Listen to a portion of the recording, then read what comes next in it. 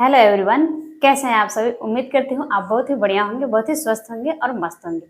जैसा कि आपको पता है, हम पढ़ रहे हैं क्लास 9 का बायोलॉजी का चैप्टर नंबर फर्स्ट, जीवन की मौलिक इकाई। जीवन की मौलिक इकाई ये सभी हम समझ चुके थे, जान चुके थे। इसके पिछले लेक्चर में हम जाने थे कि कोशिका भित्ति क्या होती है, कोशिका भित्ति किसे कहते हैं, सेल वॉल क्या होता है। ठीक है, तो जो भी पादप हैं, जीवाणु हैं, कवक है, उनके जीव कोशिका झिल्ली के बाहरी निर्जीव आवरण को हम कोशिका भित्ति कहते हैं। ये हम समझ चुके थे पिछले लेक्चर में। ठीक है, उसके हम कोशिका भित्ति के भौतिक गुण के बारे में जाने थे, उनके कार्य के बारे में हम समझ चुके थे। बट आज हम जानेंगे जीवद्रव्य क्या होता है, प्रोटोप्लाज्म किसे कहते हैं, व्हाट इज प्रोटोप्लाज्म, जीवद्रव्य क्या होता है, इसे हम समझेंगे। ओके, आज का ये नया टॉपिक है जीवद्रव्य। जीवद्रव्य क्या है इसे समझना है हमें। ठीक है, तो आज हम जानेंगे लेक्चर 7 में जानेंगे जीवद्रव्य किसे कहते हैं, क्या है ये जीवद्रव्य। तो जीवद्रव्य के बारे में हम जानेंगे कि जीवद्रव्य नाम किसने दिया था, जीवद्रव्य होते क्या हैं, इसके नाम को किसने और कब दिया था, किन साइंटिस्ट ने दिया था, ये सभी हम समझेंगे। ठीक है, तो चलिए हम स्टार्ट करते हैं, देर ना करते हुए जीवद्रव्य को समझते हैं। ओके, तो देखिए हम बात करें जीवद्रव्य की, प्रोटोप्लाज्म इसको कहते हैं इंग्लिश में। प्रोटोप्लाज्म क्या है तो समझते हैं। कोशिका के संपूर्ण जीवित पदार्थ को, कोशिका के संपूर्ण जीवित पदार्थ, जैसे कि आपको पता है कोशिका क्या होती है, तो जीवन की संरचनात्मक एवं क्रियात्मक इकाई होती है कोशिका। तो उसी कोशिका की बात की जा रही है। कोशिका के संपूर्ण जीवित पदार्थ को, यानी कि कोशिका के अंतर्गत जो भी जीवित पदार्थ पाए जाते हैं, जैसे कि आपको पता है सेल ऑर्गेनल्स, कोशिका के अंतर्गत जो भी कोशिकांग पाए जाते हैं उनको हम कोशिकांग कहते हैं, सेल ऑर्गेनल्स कहते हैं। तो उनके जीवित पदार्थ को ही हम क्या कहते हैं, जीवद्रव्य कहते हैं। बात समझ में आई कि कोशिका के संपूर्ण जीवित पदार्थ को, और संपूर्ण जीवित पदार्थ कौन है, तो सेल ऑर्गेनल्स, कोशिकांग, संपूर्ण जीवित पदार्थ को हम जीवद्रव्य कहते हैं। ओके, बात समझ में आई। आगे देखिए, इसकी खोज यानी कि जीवद्रव्य की खोज सर्वप्रथम किसने किया था, 1835 ईस्वी में डुजार्डिन नामक साइंटिस्ट ने किया था। ठीक है, किस साइंटिस्ट ने किया था, सर्वप्रथम जीवद्रव्य की खोज डुजार्डिन नामक साइंटिस्ट ने 1835 ईस्वी में किया था। लेकिन उन्होंने इस जीवद्रव्य का नाम जीवद्रव्य नहीं, बल्कि उन्होंने उसका नाम, जीवद्रव्य का नाम सारकोड रखा था। उन्होंने सारकोड के नाम से जीवद्रव्य की खोज की थी।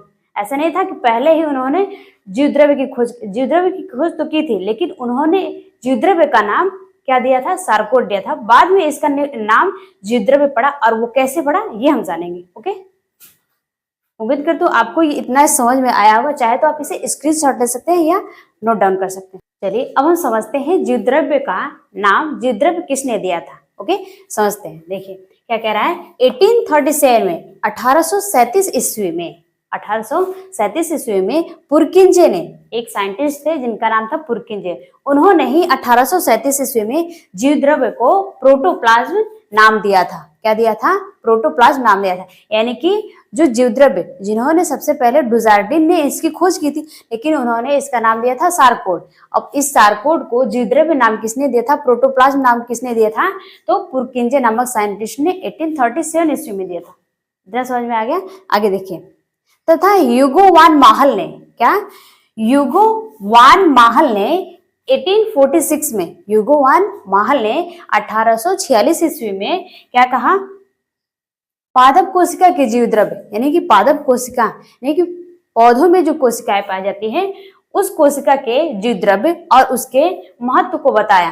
ठीक है, क्या किया, ह्यूगो वान माहल साहब ने 1846 ईस्वी में पादप कोशिका के जीवद्रव्य और उसके महत्व को समझाया था। किन साइंटिस्ट ने, ह्यूगो वान माहल ने कब समझाया था, 1846 ईस्वी में। अब हम समझते हैं अगले साइंटिस्ट जो हमारे अगले नए वैज्ञानिक हैं, वो क्या कहते हैं जीवद्रव्य के बारे में, जीवद्रव्य को लेकर उनके बारे में, जीवद्रव्य के बारे में उनका क्या राय है। तो देखिए कहते हैं, हक्सले के अनुसार, एक साइंटिस्ट थे हक्सले, जिनका नाम था हक्सले, उनके अनुसार जीवद्रव्य जीवन का भौतिक आधार है। यानी कि हक्सले के अनुसार जीवद्रव्य जीवन का भौतिक आधार है, आधार तथा सार है। क्या है, हक्सले के अनुसार जीवद्रव्य क्या है, जीवन का भौतिक सार तथा आधार है।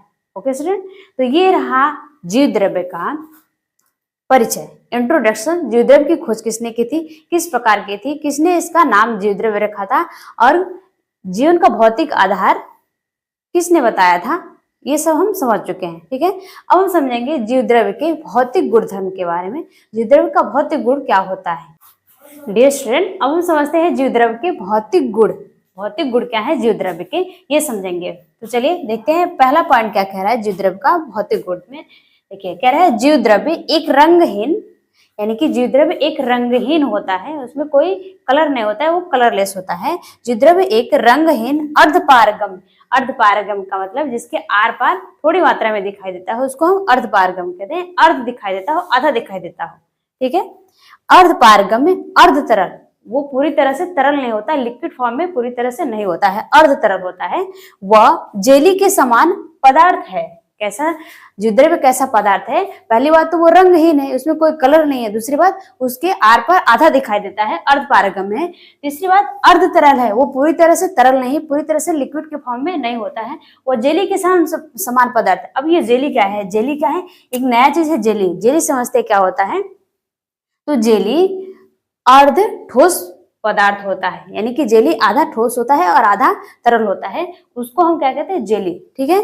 तो इस तरह से जीवद्रव्य होता है। कैसा होता है, रंगहीन होता है, अर्ध तरल होता है, अर्ध पारगम्य होता है, वो जेली के समान पदार्थ है, ठीक है।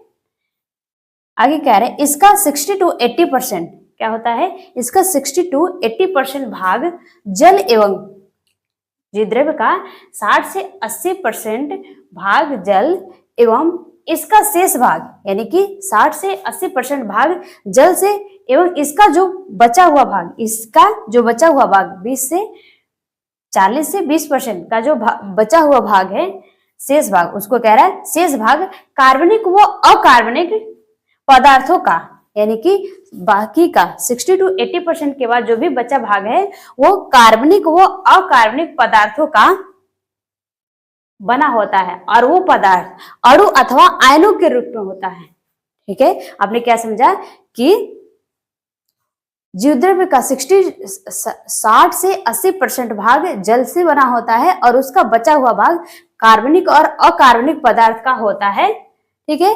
और किस रूप में होता है, अणु अथवा आयन के रूप में होते हैं, ठीक है। अणु और आयन क्या होते हैं ये हम नेक्स्ट लेक्चर में समझेंगे, ठीक है।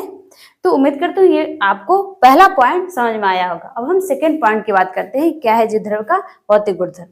डियर स्टूडेंट, अब हम बात करेंगे नेक्स्ट पॉइंट की। तो जीवद्रव्य का भौतिक गुण क्या है, सेकेंड पॉइंट की बात करेंगे। तो कह रहा है जीवद्रव्य एक कोलाइडी विलयन है। क्या है, जीवद्रव्य एक कोलाइडी विलयन है। कोलाइडी विलयन क्या होता है, तो कोलाइडी विलयन एक प्रकार का क्या होता है, विषवांगी मिश्रण होता है, ठीक है।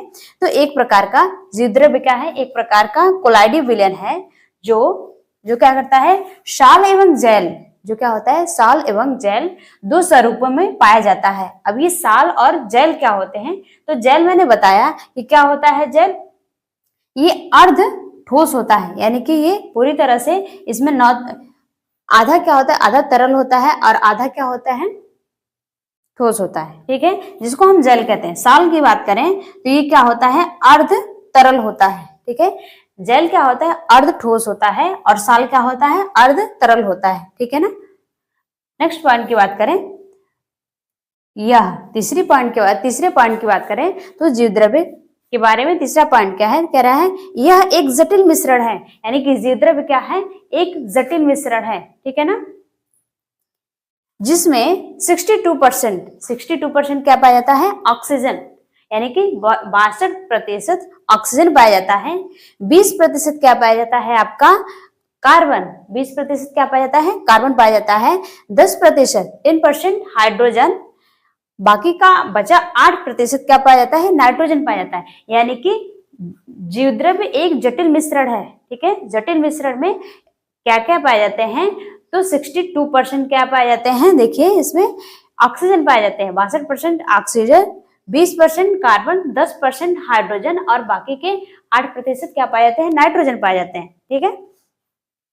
देखिए आगे क्या कहता है जीवद्रव्य के बारे में, इसके अलावा अकार्बनिक, यानी कि अपने जीवद्रव्य है एक जटिल पदार्थ है, जटिल मिश्रण है, और उस मिश्रण में क्या क्या पाए जाते हैं, तो 62% ऑक्सीजन, बाकी के 20% क्या पाए जाते हैं, कार्बन, 10% हाइड्रोजन और 8% नाइट्रोजन। उसके अलावा कह रहा है उसके अलावा भी क्या पाए जाते हैं, इसके अलावा अकार्बनिक लवण भी पाए जाते हैं। अकार्बनिक लवण जैसे सल्फर हो गया, पोटेशियम हो गया, मैग्नीशियम हो गया, ये सभी अकार्बनिक लवण भी पाए जाते हैं किसमें? जीव द्रव्य में। ठीक है, जीव द्रव्य में विटामिन भी पाए जाते हैं। ठीक है, हार्मोन भी पाए जाते हैं। वर्णक यानी कि उनको वर्णक पाए जाते हैं, हरित लवक की बात की जा रही है, वर्णक तथा उत्सर्जित पदार्थ भी पाए जाते हैं। जीव द्रव्य में इतने सारे चीज पाए जाते हैं। क्या क्या पाए जाते हैं? अकार्बनिक लवण, हार्मोन्स, विटामिन, वर्णक, ये सभी चीजें इसमें पाई जाती हैं। ठीक है, आगे क्या कह रहे हैं? इसके दो भाग होते हैं, यानी कि जीव द्रव्य के दो भाग होते हैं। जीव द्रव्य दो भागों से मिलकर बना होता है। पहला है कोशिका द्रव्य साइटोप्लाज्म, और दूसरा है केंद्रक द्रव्य जिसको हम कहते हैं न्यूक्लियस। ठीक है, तो प्यारे बच्चों, उम्मीद करती हूँ आज का हमारा ये लेक्चर, आज का ये वीडियो पसंद आया होगा। वीडियो हेल्पफुल लगे तो वीडियो को लाइक करें, चैनल को सब्सक्राइब करें और ज्यादा से ज्यादा अपने दोस्तों को भी शेयर करना ना भूलें। ओके स्टूडेंट, आज के लिए इतना ही रखते हैं। आप कमेंट बॉक्स में बताएंगे कि जीव द्रव्य किसने दिया था और कब दिया था, किस साइंटिस्ट ने दिया था। ओके स्टूडेंट, आप कमेंट सेक्शन में बताएंगे कि जीव द्रव्य को किसने और कब जीव द्रव्य प्रोटोप्लाज्म कहा था। ठीक है, थैंक यू।